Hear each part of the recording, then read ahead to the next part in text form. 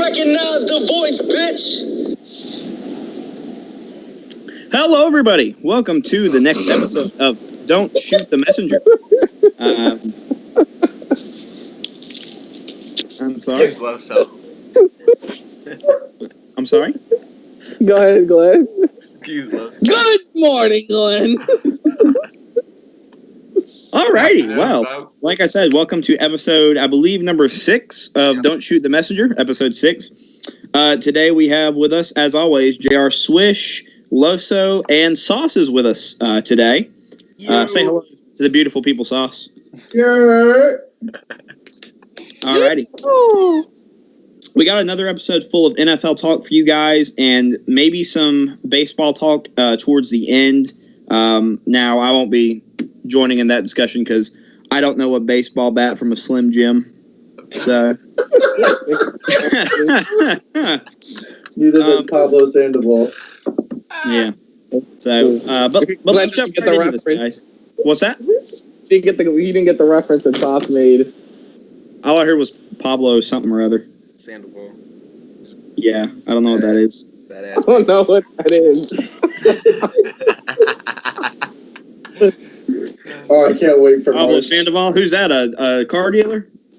I can't wait for March. Oh man! All right, guys. So let's jump right into this.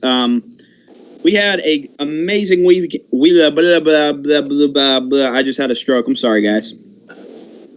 We just had an amazing weekend of NFL playoff football. The Jaguars upsetting the Pittsburgh Steelers. They're going to the AFC Championship game to play the New England. Too many wine coolers, Glenn. One too many wine. I'm going off this bottled water. It's just so oof. Anyway, Glenn ate a Tide Pod. This episode is sponsored by Tide. I need Tide Pods. So we don't get sued. Yeah, we're not sponsored by Tide though. So anyway, so yeah, the Jaguars are going to play the Patriots in the AFC Championship game. The Patriots obviously beating the absolute snot out of Marcus Mariota and the Titans to nobody's surprise. The Philadelphia Eagles held on to beat the Atlanta Falcons. To everyone's surprise. To everyone's surprise. And then one of the greatest moments in a game I've ever seen, the walk-off touchdown for Minnesota to beat New Orleans. So we'll have the Vikings and Eagles in the NFC Championship game. Guys, how about the ending to these two crazy games from yesterday? I mean, the Jaguars Steelers. I mean, it kind of came down to the wire. Obviously, Saints and Vikings was awesome. JR, I'll start with you. How did it feel watching your Steelers get pummeled by the Jaguars, and then your team started to come back at the end, and then you just kind of ran out of time? Jeez. They just couldn't get a stop on defense. I don't know what to tell you. That was from a defensive a franchise that's known for defense. They haven't had a defense in 5 seasons, probably 6 seasons going on now. 2018. The defense ain't gonna be much better next year either. But my goodness, that was hard to watch on the defense side of the fourth quarter. They made it a 1-score game. Offense had all the rhythm going. They get a block punt, or no, they couldn't get a stop for the entire game. They get a block punt, and then 4th and 1 call, and then all of a sudden they throw another. They can't convert another short 4th and 1. All they have to do is run the ball up the middle, but that goes to situational football. That's what they lack at most, is situational football and key moments usually it's against the Patriots, but for whatever reason yesterday it was against the Jaguars, and the defense after that couldn't get a stop. It was still a 1-score game, just blown coverages, couldn't cover. TJ Yeldon out of the flat. It was just all around just terrible. Defense coordinator, he's not as bad as Todd Haley, but he's been there longer. And I don't know technically what his defensive scheme is, because for a 19 game, you've played 16 games in the regular season, and you had 2 weeks to prepare for the Jaguars, and your entire defense looks like week 1 defense where guys are just out of place, blown coverages. Shit is an absolute joke. Sitting in 3-man rushes the entire game. Not even pressuring Blake Bortles, making him think. He's just sitting in the zone with no blitz. Like, anybody can complete them wide open passes when the receiver sits down in the zone. My God. It's just simple pass, dump off pass. But yeah, that was hard to watch in the second half. The offense did all they tried to do. The offense balled out for the most part. Ben, Brown, Bell. They did what they do. Martavis even showed up and caught a touchdown for once. I was shocked. Yeah, they started off slow on offense, I know, but then second half, that's the inconsistency of them, yeah. And then the 4th and 1, 2 blown 4th and 1s. That was yikes. Yeah, I don't understand calling a toss play on 4th and 1, and then a fucking play action. I don't understand. It works in Madden. Say what? It works in Madden? Yeah. Toss plays don't work in Madden either. They're hitting Ask Madden over and over. Toss plays do not work in Madden either. But yeah, those were 2 terrible 4th and 1 calls. Thank you, Todd Haley. Greatly appreciated. And then the defense just didn't want to stop Blake Bortles for whatever reason. They put up 38 points. If you'd have told me Ben was going to throw for damn near 500 yards and 5 touchdowns against the number 1 defense in football, I would have think we would have won by 25. Yeah, you would have thought you'd win that game easily, but Loso, your defense is 45. I'm like, all right, never mind. No, go ahead. Yeah, that's pretty much the end of that. Yeah, Loso, your reaction to that Jaguars-Steelers game? I think the score is a lot closer than the game actually was. Mm-hmm. I feel like right as soon as the first whistle blew, it looked like the Jaguars owned the Steelers. I think it's becoming that thing where in the AFC, hopefully not, but it's looking like in the AFC it was always the Steelers beat the Chiefs beat the Patriots, and the Patriots beat the Steelers, and that was just the way it went, and that's like the law. Right. But it looks like the Jaguars they have the Steelers' numbers. That's 2 times they play them, and the Steelers just can't figure anything out against them. It's kind of like. Go ahead. No, go ahead, Joe. I was just gonna say it's kind of like rock, paper, scissors, and then your really weird friend comes in and comes up with his own thing that volcano, beats volcano, tornado, whatever it is. Yeah. And if it isn't for like these ridiculous Hail Mary plays that only Big Ben gets, they don't do anything against the Jaguars. It's crazy. You have one of the greatest receivers ever, Antonio Brown. Honestly, literally that able to catch anything. And I think the Jaguars defense should be mentioned up there with these Broncos defenses of 2 years ago and these Seahawks defenses. Not yet, but close. I think this year, this Jaguars defense has been one of the greatest defenses that I've watched play. What they've been able to do is incredible. Their secondary is amazing. Pass rush and the secondary. Yeah, it's Run unstoppable. defense, there's isn't good. That's the only knock. But even then, their linebackers, and I feel like when their linebackers are in coverage, they're really good at what they're doing. Like, they have some. Telvin Smith, Miles Jack, they have some of the most athletic. Yeah, their linebackers are so athletic, it's crazy. And it's just cool to finally see this all pan out because after years of them winning free agency, they finally started winning in the regular season and drafting the talent. Yeah, I was about to say. I know that there were key names that they picked up in free agency. Calais Campbell, obviously. Guys like Jackson, their whole D line. Their whole D line secondary. But a lot of that core there for the Jaguars was drafted and developed over time. A lot of it? I want to say a lot. Well, not a lot, but you know what I mean. Like there's probably a good 50-50. I don't think so. I think it's more free agency. No. They draft Ramsey. I think it's Ramsey and Jack, Yannick, and Telvin Smith, Posluszny. Fowler. No, not Posluszny. They got from in free agency. Bills. Fowler. Yeah, Fowler. Fowler they drafted. I would say Fowler doesn't even play though. Huh? Fowler doesn't even play though. He does. Yeah, but he's just not very good. But I guess the point I'm making here, Loso, is that he's just not very good. But I guess the point I'm making here, Loso, is kind of that perfect blend of being able to draft and develop talent and bringing in key free agents that they stay there a while. They build that rapport. Boye, Stuff like that. Boye, what's his name? Barry Church, Deshaun Gibson. Yep. Exactly. They those guys. What I think was cool though, like I remember before this weekend, I kept reading a stat, and it was like how 4 of the quarterbacks had won a combined 3 playoff games. Yeah. And the other 4 had like a combined 85. Yeah. And the only one out of the experienced one was Tom Brady that actually won his game. Go figure. Yep. Yeah, Okay.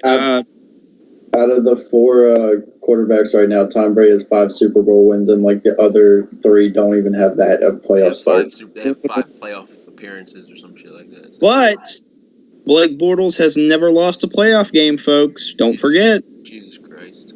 Don't sleep on the Bortles. Stop it. Sauce, your reaction to that Jaguars Steelers game? Kind of like what Lo said, that Jacksonville was just beating the snot out of them. And, I mean, that game could have easily been 2 touchdowns less if they don't get 2 fourth-down bombs that are really good throws and really good catches. Mm-hmm. And I don't know. My thing with Pittsburgh was, like, you're definitely losing the game once their run game's really good. So that's not, like, anything to get mad or upset about. But once you let Blake Bortles start beating you through the air, you have problems. Yeah. Yeah. I know that there was a lot of outside noise going into this game. Le'Veon Bell was saying how the Steelers were pretty much already looking forward to playing the Patriots again. And then what else? He said two Yeah. That's back to back, whatever. Back round 2s. Yeah. There was another player talking crap. I think it was somebody in the secondary. Mike Mitchell. You mean Mike Mitchell? Yeah. Yeah, Mike Mitchell. Guy. After the game, crap. Bell's an all-pro. He can talk as much shit as he wants. He's a baller. Mike Mitchell, on the other hand, my God. Woo. Yeah, Mike Mitchell. After the game, the Jaguars players were asking where Mike Mitchell was, just like Steelers fans have been for the past however many years. But I agree with your point, Loso, that the final score didn't indicate, or was a lot closer than the game actually indicated. That first half was ugly. It was, and second half, came back, made it a game. Exactly, the Steelers offense started doing their thing, but really, this loss comes down to 2 things. Number 1 is obviously you're not getting off the field on 3rd down on defense, and number 2. Todd Haley once again calling some of the stupidest, most boneheaded things, situational offenses I've ever seen. I mean, the 4th and 1 both times. Yeah. I don't even care about this guy has been shouldn't have to come down to that, but it's whatever. This guy's been bailed out. Well, pretty much, yeah, bailed out by Ben, Bell, and Brown. The killer bees. Exactly. And Todd Haley's got to go. I want to see them with Ben, Brown, and Vince. No, not Vince. Stop it. Vince. I think those are the. Vince was the only bad killer bee last night. Yeah. And I go Vince Williams. Vince Williams. Oh my God. But the Jaguars, the first half they were in complete control of the game, and second half, as the Steelers' offense started to get on a roll and do their thing, the Jaguars' offense still went out there and did their job. And if you had told me that, like JR said, if you had told me that Ben Roethlisberger threw for almost 500 yards and 5 touchdowns, I would have said, well, then the Steelers had to have won that game. So who's responsible for the outcome of this game? Who do you credit? Who do you blame? What do you mean? Who would I blame? Oh, I'm blaming majority of it. 70% of it on defense. My God. No, more questions. More so, is it wow, Bortles, you won us this game? Is it damn, you lost us this game? Steelers. I would say it's wow, the Jaguars defense. I mean, the Jaguars came out and dominated from the jump.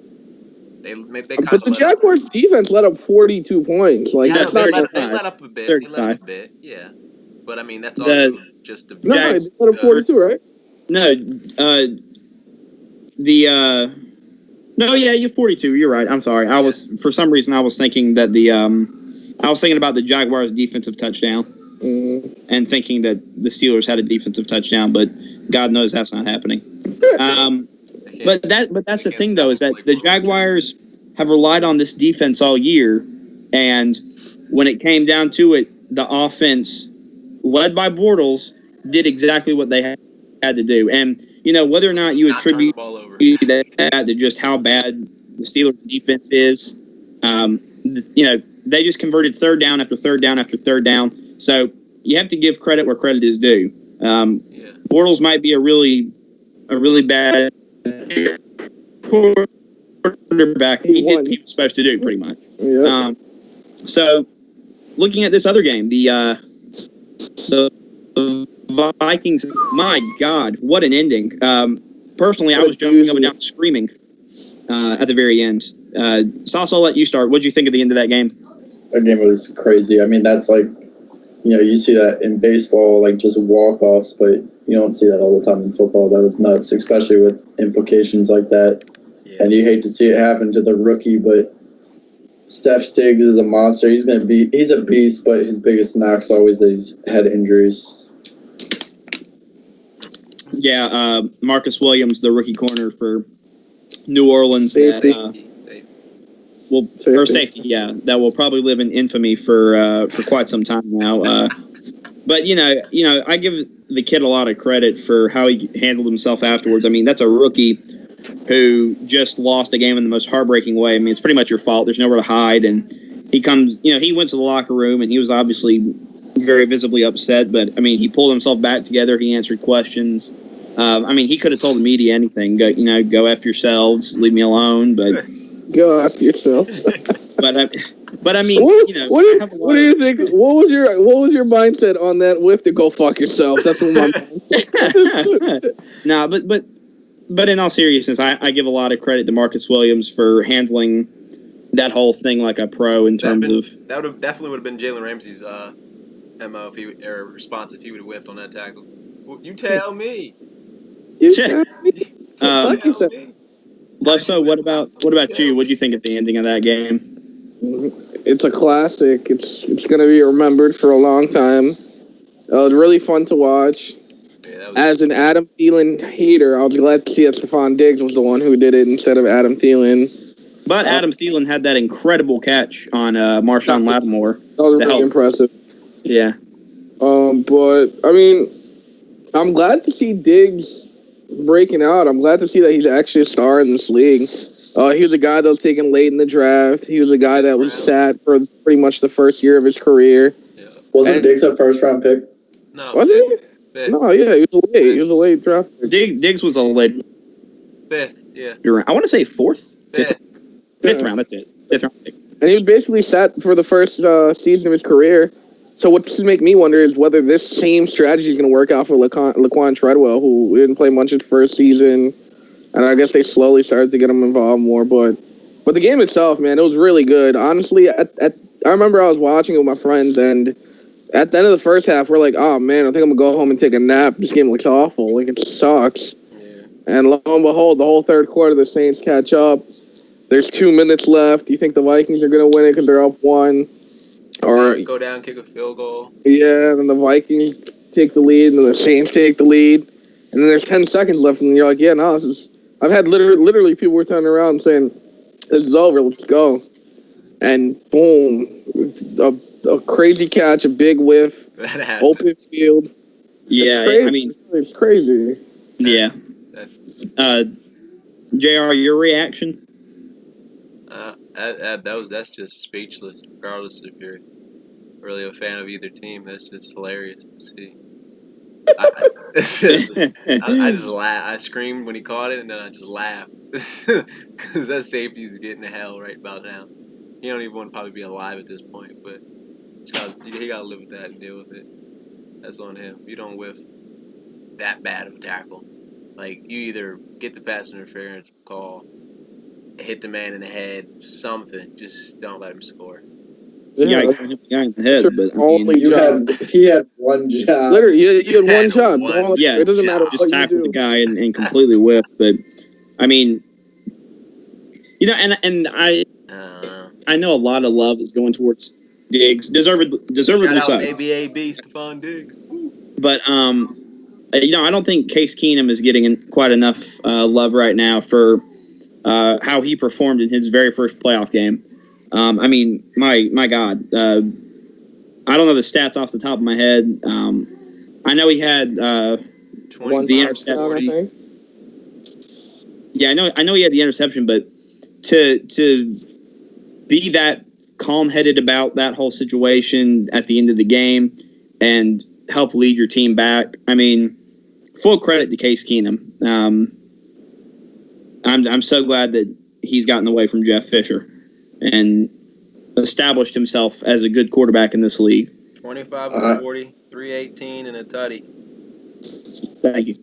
It's interesting, like, seeing Diggs break out onto, like, the major stage because, like, since my mom, like, lives around, like, the University of Maryland, that's where he went. Yeah. He was a dog at Maryland. So, like, for all of us around here, like, we always knew he was, like, a beast, but now that he's getting national spotlight, like, it's interesting just see people, like, slowly start to get on this train. He's going to be a dog as long as he stays healthy. That's always been his thing. Yep. He was a lot in college. God. He was definitely first round pick potential. He just had bad luck. He could return kicks, punts, everything. He could do everything. Yeah. He did. Yeah. He was a beast. So, Who else played? I forgot. I don't think anybody was surprised at the outcome of Patriots Titans, but the most surprising thing. I wish you could replay last week's stuff. What's that? I wish you could replay what we called last week, where we all called a blowout a crappy game and nothing worth watching. Well, I think the thing that was most surprising to me was just how easily the Patriots pass rush was able to get after Mariota. I mean, 8 sacks against that offensive line, against that mobile of a quarterback, and a pass rush that has been inconsistent all year. Do you remember the first, like, 5 weeks of the season? New England had the worst defense. Matt Patricia is crazy what he's been able to do. Yeah, absolutely, and that's why he's been such a. That's why the Lions' next head coach. Yeah. Look at that transition into the next topic. Oh, baby. So, looking at it from the other side now, guys.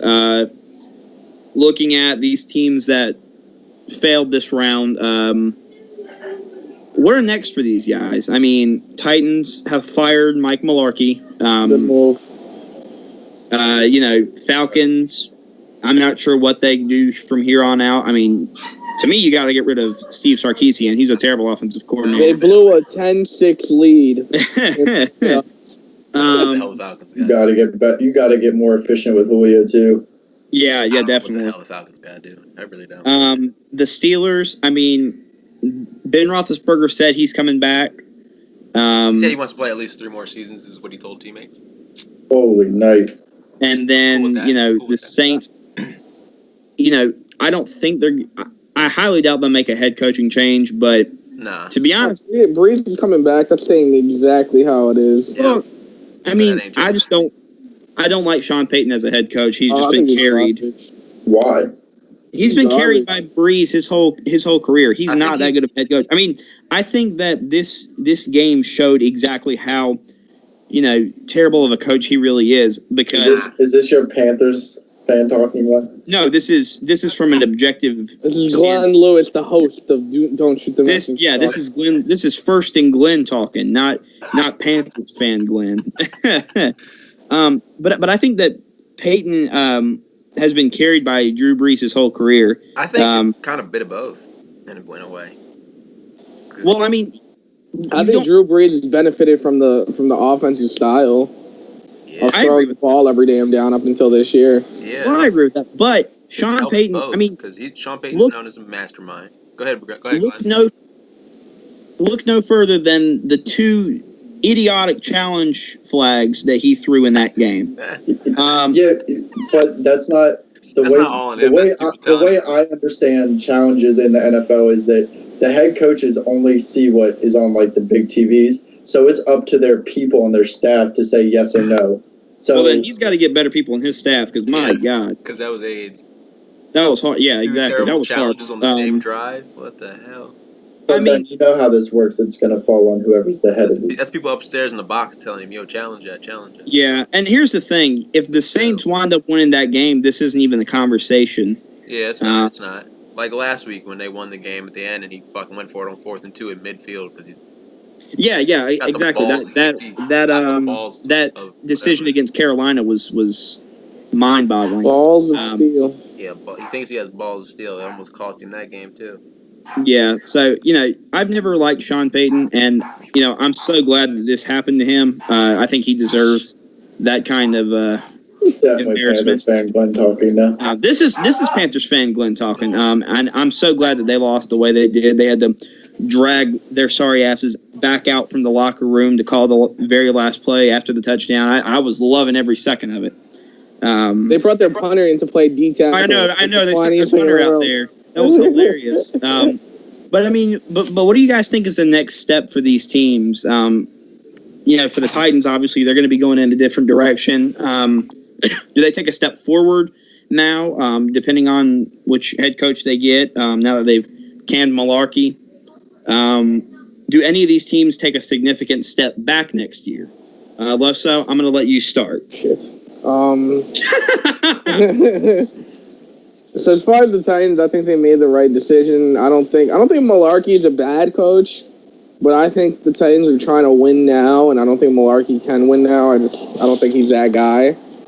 And while all these reports are reporting McDaniels to the Colts, I feel like McDaniels is going to be on the Colts just as long as Frank Gore was on the Eagles. You think he's gonna end up on the Titans? It's a much more. As a head coach, I'd rather be on the Titans. I feel like it's a much more promising position, promising job. You're not what?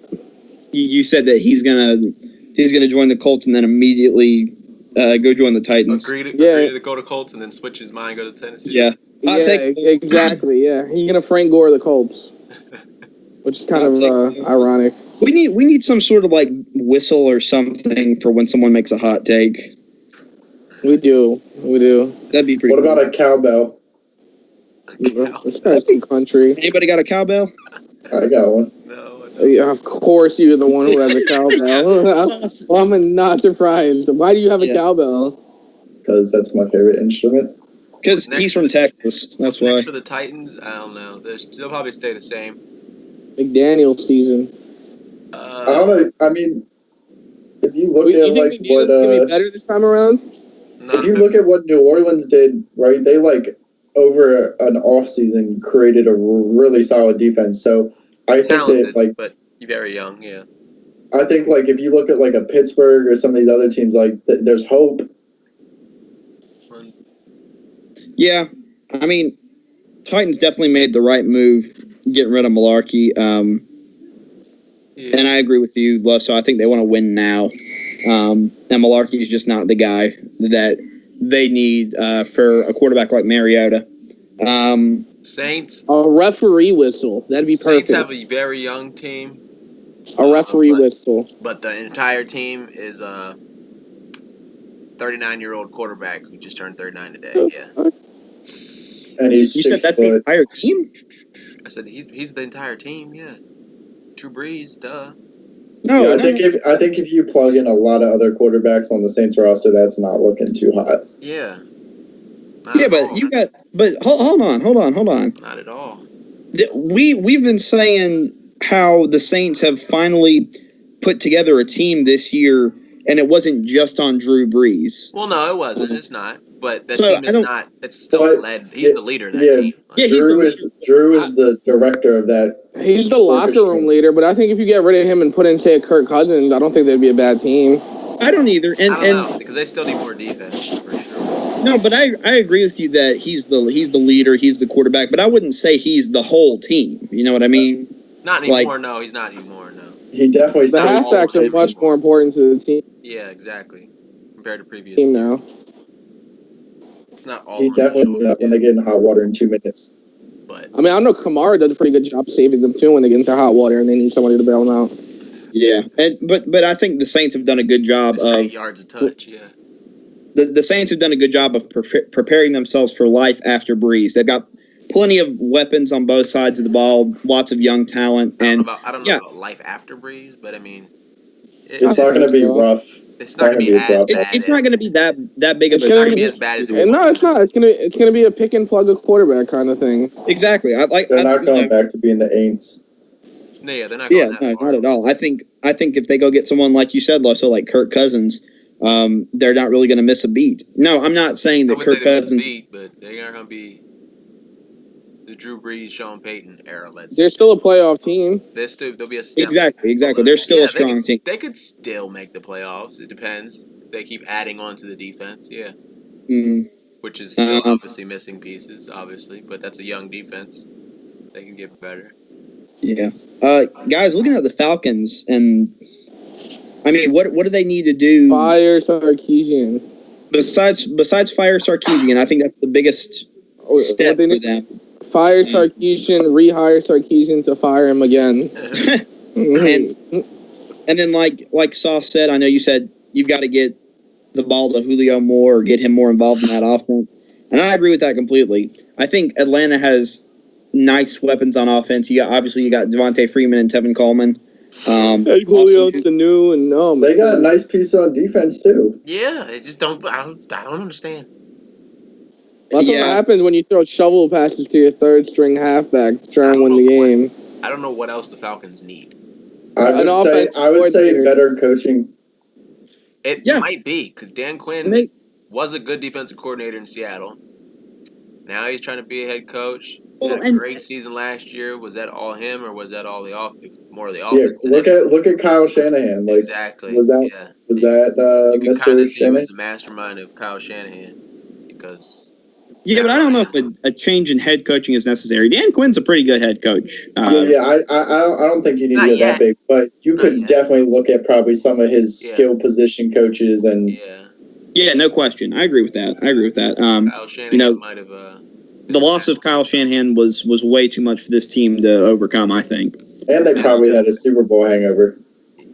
Yeah, and props to them for making the playoffs and then winning the wild card round. I mean, that's hard to do after a Super Bowl loss. Losing, you mean? That's what I just said. No, you said winning. No, they won in the wild card round. They won in the wild card round. That's what I'm saying.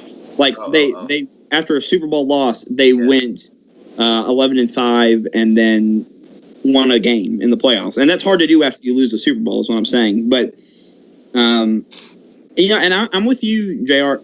I don't know exactly what it is that the Falcons need because there's no glaring weakness on that team. They have talent everywhere. So I really don't know what it is that's holding the Falcons back, but for the sake of all those heartbroken football fans in Georgia, please, Atlanta, win something. For the sake of for the sake of those people down in Georgia who have had their Braves over and over, help them. Come on. For the sake of Quavo, please, Atlanta, win something. And then they saving Atlanta's hip hop. But then looking at the Steelers guys, I mean, Todd Gurley, UGA was going. Looking at the Steelers and going forward with them, Ben Roethlisberger has already said he's coming back. That's not a question on anybody's mind at this point. He answered for you fucking retards who are gonna keep asking him, "Are you gonna play next year?" Yeah. Well, didn't he say considering retirement the last time the Jacksonville Jaguars whooped his ass? No, he said maybe I don't have it anymore. He was being a smartass because that's who Ben is. Yeah, exactly. Last season he said he was asked if he would consider retirement. He was like, "Yeah, I'll consider it." Yeah. And then he came back think about it. This season, he said it right at the end of the game. I'll be back. I like the offensive line. We got the offensive line locked up. I like the way the offense is headed. He didn't say nothing about the defense because he don't take control of the defense. But my God. The two biggest things for the Steelers, number one, first and foremost, you have to get rid of Todd Haley. I mean, he's gone. Yeah, he doesn't have a contract past this season. Yeah. Okay. He's a free agent. They don't have to worry about trading him or firing him or anything. He's gone. Right. Separate yourself from Todd Haley. Get as far away from him as you can, and get somebody in there who actually knows how to utilize Le'Veon Bell. properly and actually knows how to call situational offense in the NFL. Todd Haley's a joke. Or who is at least a little bit more creative for the guys on the offense who are somewhat talented, but not as talented as Antonio Brown and Le'Veon Bell, like Amar Davis. Please figure out how to use these guys besides your basic screen calls. That I know just the guy. I can see from calling from a mile away. I know Sean McVay. Sean McVay. Yeah. But then on the other side of the ball on defense, there's still a lot of inconsistency and question marks. We are still praying for Ryan Shazier, and I think all four of us want him to come back and just be. And, I want to see him come back and be better than Luke Kuechly, honestly. I loved watching him play, and it'd be awesome if he can come back and have a kind of resurgence, I guess. I think if he even walks on the football field with pads on, that's good enough. Yeah. Him and what's his name, dude in Chicago, Zach Miller. Yeah, if either of them are able to put pads on, or even honestly walk and be happy with their family, that's good enough in my eyes. Yeah, no, I definitely agree with you. I'm just saying that I would absolutely love to, and Zach Miller too. I'd love to see both of those guys if they somehow are able to get back on a football field one day. I'd love to see them just ball out. You know what I mean? But what's next? But every pick is going to defense. Is what's next. From the safety position to linebacker, because there's no depth. There's no depth on the front seven. To defensive to pass rusher. Led the league in sacks. You wouldn't have known that if you watched yesterday's game, because they didn't have a single sack or a pressure or a negative play the entire game against Blake Bortles-led offense. That was depressing. Yeah. Sad time for the defense. Ooh. So looking ahead to next week, guys, we have the two matchups that literally nobody expected. We have the Jacksonville Jaguars going up against the New England Patriots, and we have the Minnesota Vikings going up against the Philadelphia Eagles. By the way, and Loso told us this before we started the show today. In the NFC Championship game, Nick Foles versus Case Keenum, two quarterbacks that last year were under Jeff Fisher, and then their jersey numbers are 7 and 9. So Illuminati confirmed. Illuminati. It was 7 and 9 theory. Yeah, it was all meant to be. It was written in the stars that Jeff Fisher would be the reason. They're forever honoring Jeff Fisher. I heard Jeff Fisher might be doing play-by-play commentary for that game, actually. Yeah, well, I will have to watch the game on mute in that case. The game's going to start at 7 and it's going to end at 9. But what do you guys think? I think we can all four agree the Patriots are probably going to beat the Jaguars, right? No. I'm not sold on it. Me neither. Wow. I think if anybody has the defense to stop Tom Brady, it is the Jags. They do, but they're super young, so they won't do it this year. But my thing is, who can get pressure like Jacksonville? And where is slow-ass, 9.940 dash Tom Brady going? And that line isn't anything crazy. That's not Dallas' line protecting them. Not. You're right. If Jacksonville can get the pressure, and they have the secondary to cover these, not no-name receivers, but no-name receivers, pretty much. Yeah. We already know what New England's game plan on offense is probably going to be. Those short, quick passes. Yeah. The question becomes, like you said, Loso, the Jaguars gave up 42 points to the Steelers. But the Jaguars have the speed at the linebacker, the position to actually have somebody on Deion Lewis, too. That's the thing. They have, I feel like they have the answer to the Patriots offense. They're the kryptonite right now. I think Jacksonville. Go ahead, Joe. I think Jacksonville wins it, honestly. Wow. Yeah, sound the alarm. Blow the whistle. Somebody ring the I can't whistle. Somebody ring that cowbell. We got a hot take alert. So, Loso, what's your final score prediction? 31-28 Jaguars. Wow. You think that Blake Bortles puts up 30 or helps them put up 31? He definitely didn't just help them put up 45, did he? Yeah, against a much worse defense. He threw I one mean, that touchdown. defense has been suspect all season. He threw one. 31-28. You heard it here first. And Sauce, you think the Jaguars are going to win too? I don't know. I don't know if they're going to win, but I think they have, like Lo said, the best chance. I think Jacksonville's biggest enemy is going to be themselves. If they get shut, if they turn into a one-dimensional team, which I think New England's going to focus on the run, because I think any team in this league would love if Blake Bortles is going to try to beat you through the air. Mm-hmm. Yeah, but exactly. If they shut down the run and they make so Blake Bortles is going to win, Tom Brady's going to the Super Bowl again. Yeah. Yeah, and JR, I'll let you go before I start. Patriots are 9.5-point favorites. Patriots probably going to win by they're going to win by a touchdown. I'd probably say a touchdown. Mm-hmm. Yeah, Patriots by 7. It's 30. It's still be a so close competitive game though. I have a question after Glenn goes. Okay. I think the Patriots win by a touchdown too. I'm going to say 24-17. I think that Jacksonville's defense does match up well against what New England wants to do offensively. But, like you said, Sauce, they're going to take away Leonard Fournette and force Blake Bortles to beat them. And, the difference, the Steelers pretty much have the same game plan, but the difference is New England actually has a defense that can do that. Instead of rushing 3 people and sitting in soft zones, they're going to make the necessary adjustments on both sides of the ball. And they have the experience, too. They're a super young team, like JR said. And I don't think they do it this year. But, they still deserve all the credit in the world for what they've been able to accomplish up to this point. So, I think the Patriots win it 24-17. All right, so my question, actually, I think the one thing that no one's really talking about, well, I guess some people are probably, but Tom Coughlin has got to have some hand in this great season coming from New York. Oh, definitely. But the team, the offense has 5-1 against the Patriots. Yeah. Against Tom Brady, yeah. My other thing was, what's the consensus? Is Tom Brady going to have an efficient game, or is it going to be a dirty game for him stats-wise? I don't know. It could be dirty. Yeah, it could get rough. I think it'll be more efficient just because they'll be focusing on those short passes. So he'll probably have a higher completion percentage. He might not have that many yards. Yeah. But I wouldn't say it's necessarily like a dirty game.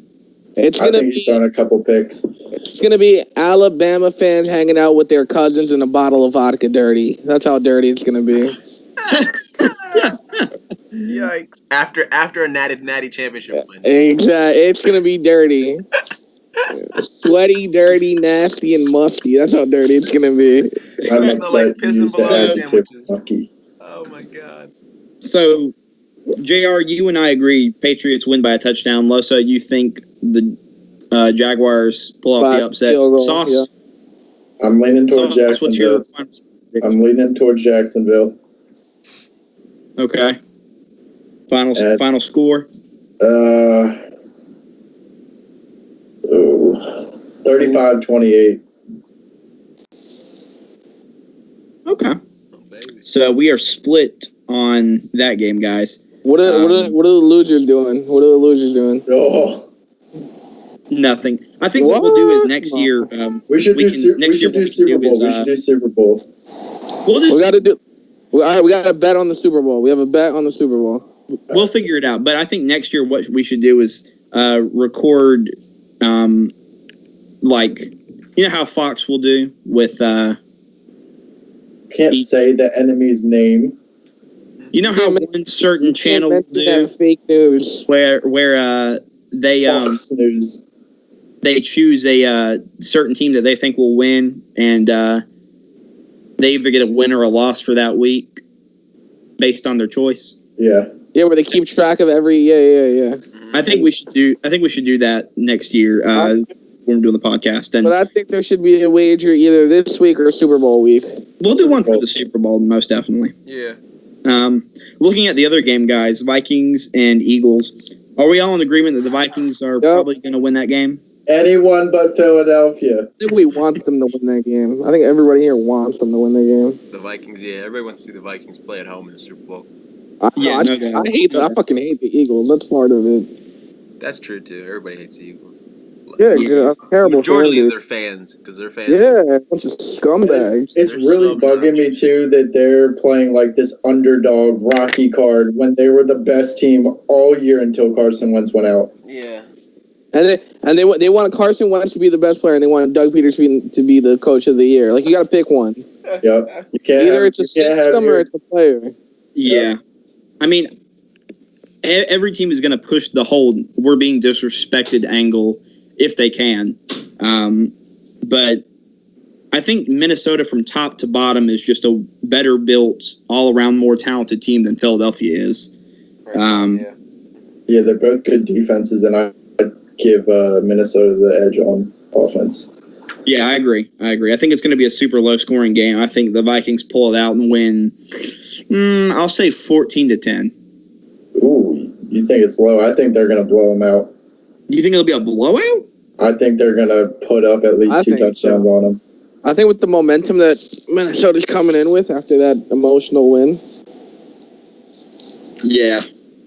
Yeah. Vikings So- 24, Eagles 21. Okay. Sauce, final I score. go 28-13 Minnesota. And Loso? Loso. Minnesota by a score of 31-10. Hey, that's what I'm talking about. That's what I'm talking about. Minnesota 31-10. Anyone All right, but so- Philadelphia. Well, we're all in agreement that the Vikings are the favorites in that game and are probably going to win. We're going to be the biggest joke of a podcast if Philadelphia blows out the Vikings. Yeah, we'll Eagles Well, fans we'll are have never to- going to stop talking if they make it to the Super Bowl. Just to lose, but yeah. just lose to the Patriots again, yeah. Yeah, but The you know Jaguars. what's annoying is every week is supposed to be their last week. And they're still hanging around. Yeah. Yeah. So You know what's annoying? They think they're a good franchise and they've never won a Super Bowl. Yeah, The best thing about Their that fans- city their is fans a are way too fictional cocky. character. Their fans are way too cocky for a franchise that's never won anything. Yeah.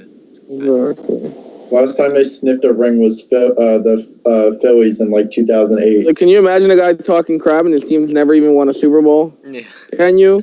JR, one. Glenn, The Glenn. pre-1960s championship. They're called Eagles fans. Yeah. I for one can relate. and at least Glenn's team is new. At least they've been in the Super Bowl recently. 2 Super Bowls, yeah.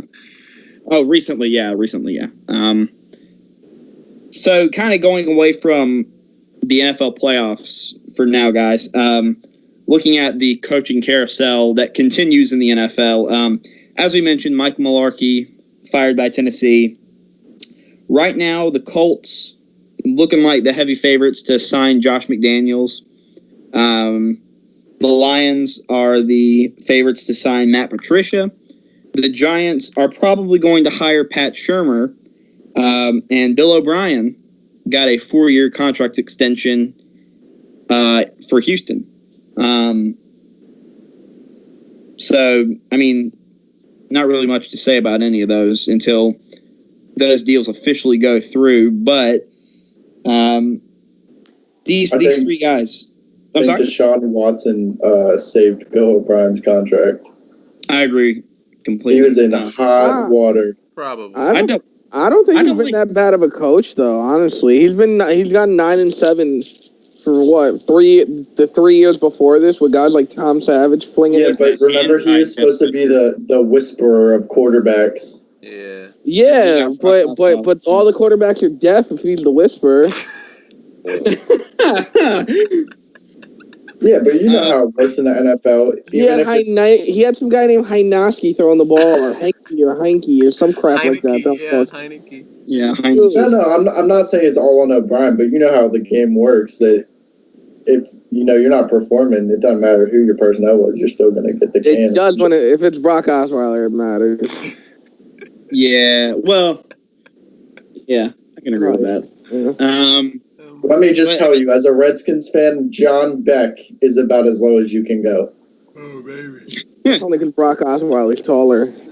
Listen, until you've literally pulled a stay-at-home dad off the couch to be a quarterback, I don't want to hear it, guys. Who's that?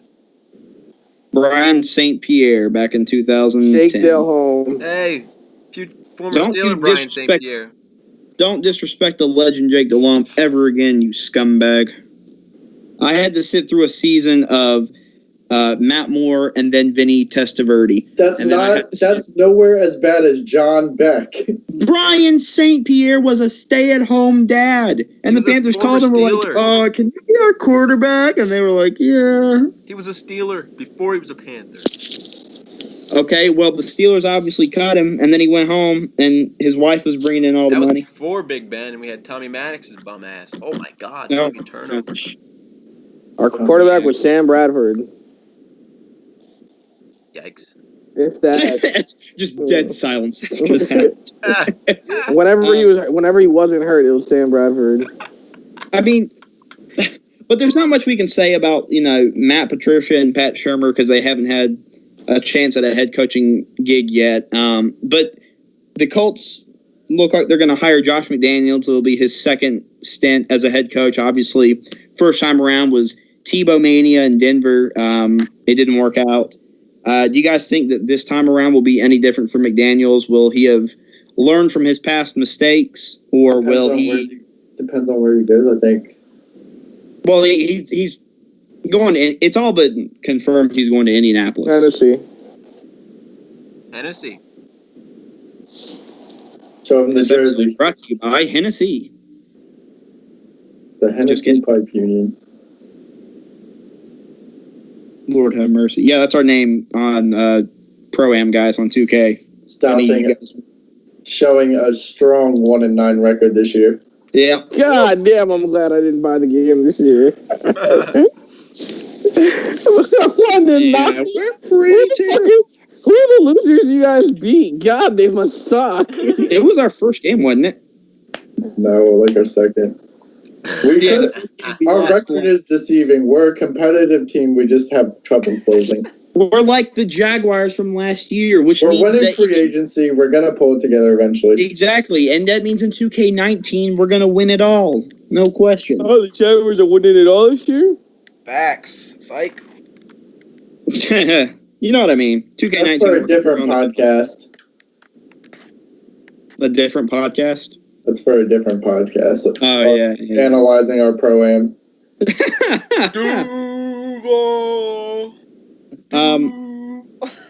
But I mean, if McDaniels does end up in Indianapolis like it's rumored, do you guys think it works out or not? No. In Indianapolis? I'm not sure. Nope. Not sure. Depends on what they let him do. Depends on if Luck's shoulder is still there or not. If his arm is still attached to his body. That's probably the only reason he's gone He was there. in the mountains training with Ra's al Ghul. With who? I mean, he's got some nice pieces. I mean, he's got Hooker, Luck, Hilton. He has a hooker. Ay. But I'm more interested to see if Patricia can break the streak of Belichick coordinators going out and having success their first time out. I mean, I guess O'Brien will be a success now that Deshaun's there, but he's had some rough couple years. yeah. So, that's pretty much it for NFL talk. Do you guys want to discuss the trade that just went down a couple hours prior to us recording? Yeah, sure. All right. How about Austin Price, our MLB analyst? Yeah, we'll now turn it over, guys, to our man Sauce, aka Austin Price. AKA Austin Price. That's because nobody calls him Austin Price. Everyone calls him Sauce. So This section is called "The Price Is Right." This is where I just deliver blistering hot takes that turn out to be wrong. Now, if we're gonna have a segment like that, we have to have Jake come on the show. Jake Ham 1010. Yeah. Taylor also said he wanted to come on the show, guys. I don't even want to see his ugly ass mug. I told him he can't make any racial slurs when he comes on, and he said, then what's the point of me even coming on? Yeah, no, we're not stopping that. Well, then I don't think our podcast is going to make it. I mean, And I don't think you're the one that's inviting people with autism onto our fucking show. I didn't invite him. I said he wanted to come on, and then I told him he couldn't when he said he wanted to make racial slurs. this is definitely going to have to be edited. Why? Yeah, we can't. America deserves the truth. Because some of us are going to have professions soon. What do you mean, some of us? I'm offended. Yeah. The Yankees aren't checking your podcast. All of us are going to have professions soon. Yeah. Whether or not those professions are good is yet to be seen, but, you know. All right. But the San Francisco Giants have agreed to acquire Andrew McCutchen from the Pirates pending a You're a dick, review Ryan. of medical records. What? This was sausage news that was supposed to be broken. What? I'm just reading off the. Glenn, I'm not in breaking the- the news. I'm just Glenn, reading in it. the No, article- you're breaking the news. We said this is Austin Price. Hey, Glenn, in the article, does it say what the Giants are given for Kutch? I have not read that, so this is when I turn it over to you. Oh, Yeah, boy. take all the glory, dickhead. Well, I don't know. Kutch Fine, is, we like, can edit that out and have Sauce say it. Kutch is one of the best outfielders in the game of baseball, so I definitely think it helps the Giants. When they traded Span to Tampa Bay this year, so they had a hole, and they've been struggling to find offensive hitting, so I definitely think it helps the team. What do you? They went and got Longoria earlier in the offseason. I mean, they could definitely be a wild card team. I think their pitching staff's really nice, and they got some good pieces on that team. They'll still be trash. You think so? They're just signing up a bunch of washed up older guys. Yeah, but Kutch isn't washed. Longoria's on his way out, but Yeah, I mean, this person's good. I don't think he's a top outfielder. I think he's a good player, but he's not a top outfielder anymore. I think And it's not a knock on him. It's just that there's mad outfielders now out there that are killing it. he has probably 2 or 3 really good seasons left until he starts hitting father time. I'm really surprised they actually traded him. I did not see that coming. I mean, did you see what they? Yeah, did you see what they did for Garrett Cole? They gave him away Well, for a box of They gave him chocolates. like peanuts to the Astros. Yeah, And they wanted everything from us. that's what the Pirates did. Yeah, I'm so glad the Yankees didn't trade Frazier. So glad. That kid's gonna be in our outfield either That's this what year the or next Pirates year. do. The Pirates have been doing that for years. They've always traded away their top talent. Who's on their team now? Just Marte, right? I believe so. he's a monster. Marte Blanco? and the who's the Asian dude that plays third base? Kim? Is that who it is? He's really good. He's a utility infielder, I'd rather not answer. but don't be a who's the I don't want to dude mess anything up here. who's the dude on the Astros? But they have Polanco in the outfield too. Yeah. So now they have Marte Polanco, this kid they got from the Astros who could or could not be a franchise player. They're looking a little rough. Yeah. The good thing is I'm trying to go to a Pirates game this year, so tickets should be cheap. But there always are. The bad thing is you're still going to be overpaying. Nah, you won't. I'd rather go there than pay $20 at Yankee Stadiums for a chicken tender and a French fry. Did somebody say chicken tenders? A single chicken tender. I heard PNC is actually a beautiful stadium too. That's what. Yeah, I'm trying to Dope looking park trying to- because it sits right there on the water. It's dope as shit. go over the bridge and stuff, right? Yeah. Yeah, my cousin goes to college out there, so I'm trying to see the park and stuff. It's right across the street from Heinz Field. And I wonder where. Fournette had more touchdowns at Heinz this year than Bell does rushing. Yeah. Just want to throw it out there. Little fun fact. Fun Yeah. fact for that ass. Glenn's gonna hate us when March rolls around. Yeah, and I have literally nothing to talk about. And it's Go not. ahead, March Madness. Wait till it's like April, and then we have Stanton and Judge hitting dingers every 2 days. That's NFL draft season, my friend. Well, that too, Plenty. that too. Oh yeah, that's when we're really getting Jake Cam on. Oh, facts. Oh Big my facts. All these god. hot takes.